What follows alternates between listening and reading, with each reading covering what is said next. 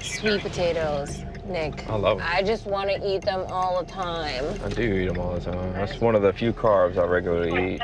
It's really good for you. I'm trying to like not overdo it, because I mean, it's still potatoes.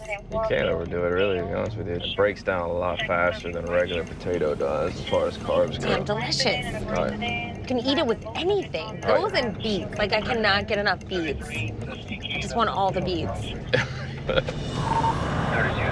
We've got a male on a motorcycle struck by a vehicle.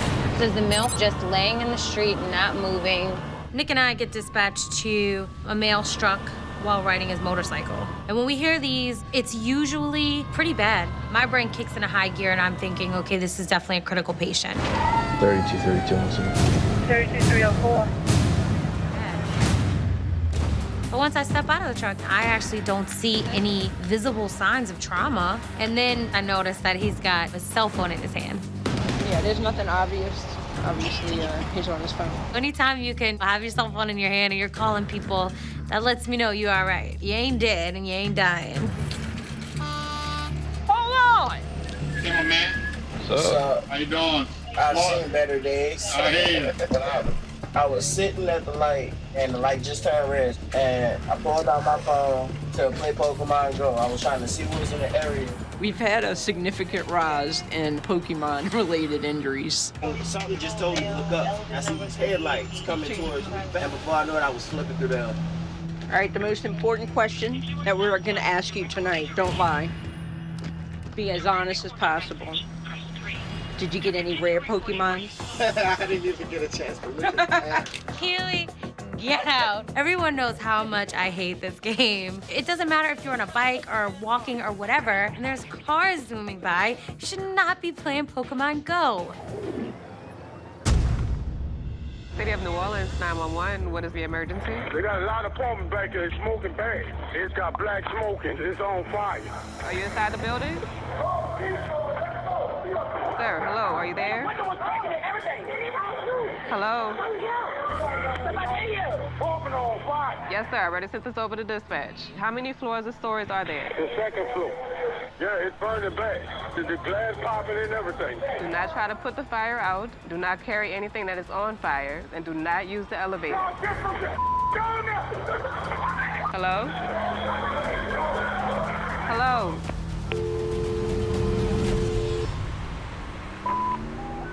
When you're going to apartment, let me cross the Fenway Drive. It's an apartment fire. 6220, put me in red to that fire, please. Please, let's get another unit rolling out that way. Ladder 13 advised people still inside the building. As a former firefighter, I immediately think of the time of day. Families are probably at home, and I really hope that everybody smelled smoke, they were able to get out this fire. It's right off the interstate, dude. We see it. Oh. Oh. 3229. All right, people, y'all ready?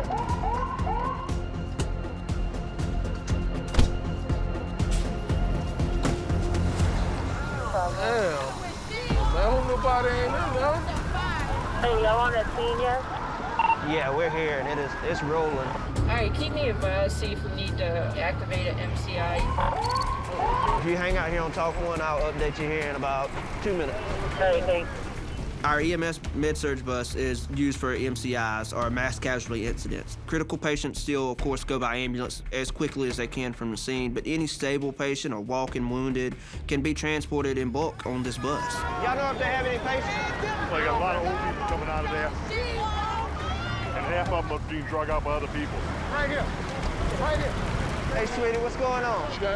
Okay. Hey, look, let me put this on your finger, love.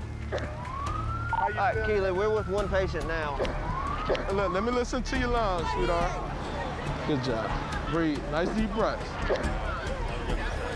Yeah, you may want to send another unit and maybe a sprint this way. They don't know if everybody's out of the building. Nice deep breaths. All right, good. All right, you sound good, all right? Do you want to go to the hospital? You know?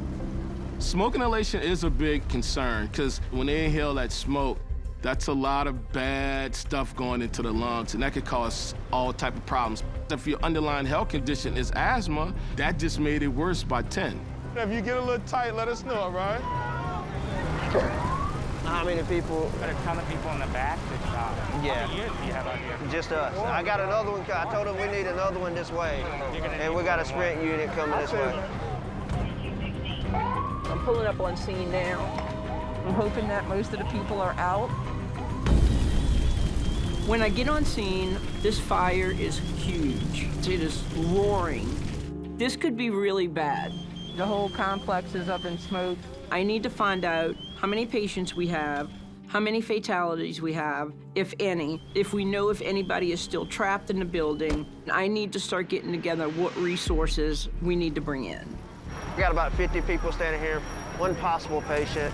I don't know what's on the other end. I can't get to them. I'd like to get the RTA buses just to put people in to sit, and that way they're not in the cold. Like, I'm hoping that most of the people are out.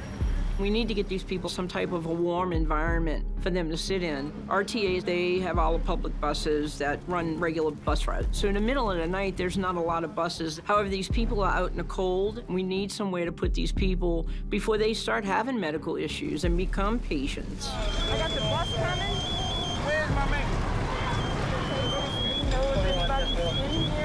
Well, they're going to be evacuated pretty good right now. Okay. They trying, though. I just talked to Fire Command. They think that everyone is out. Hey, so look, we got an RTA bus coming out here. That way y'all have somewhere warm to sit, okay? Notify the Red Cross and see if we can get them out here, please. See if they have extra blankets that they could bring. Careful one. I see all the kids. So you got everybody? My family out here. All right, good, man. I was in the apartment right across from me. Well, I'm glad you got out, all right? Is that your bag? Yeah, I can't lift it. Come on.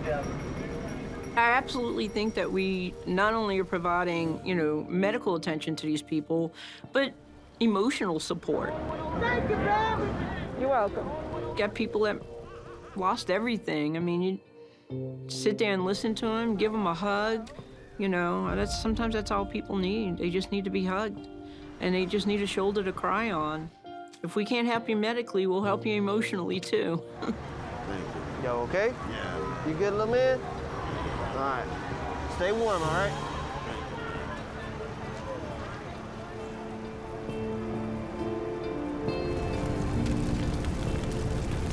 We're gonna go straight across the street. All right, so we got the Red Cross coming. We got RTA buses coming so that they can stay warm. But right now, it looks like everybody's out. Hopefully everything just stays like it is. If y'all want to get warm, go hang out on the bus, okay? Y'all got masks? Extra masks? I'm sorry y'all going through all this. That's your little boy? Yeah. You want me to push him down there? Yeah. All right. Will we be able to get back in our apartment tonight? Baby, I don't think so. Not tonight, because they got to secure the perimeter, then they got to go check to see everybody in there. They don't know how the structure is. I don't know, but I don't think not tonight.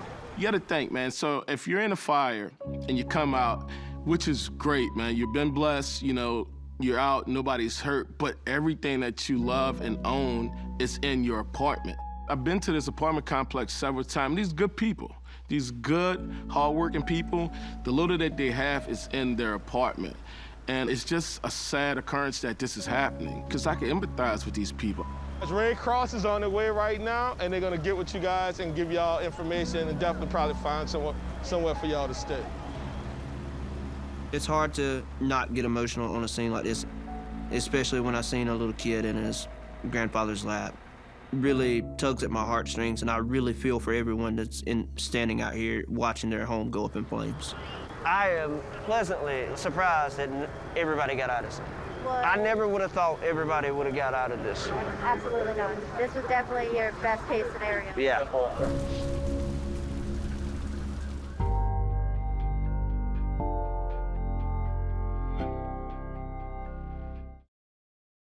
Be safe, be strong. Let's do this. Get that stretcher in here. You're gonna bleed to death. Grab the nozzle, grab the nozzle. They're not dead.